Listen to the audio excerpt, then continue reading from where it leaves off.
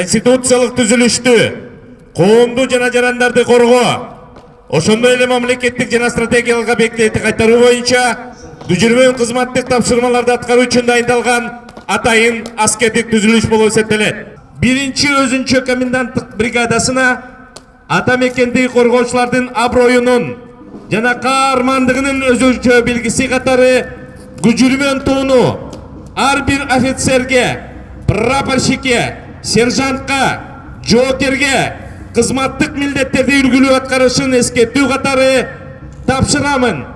Кыргыз Республикасынын президенти Алмазбек Атамбаев.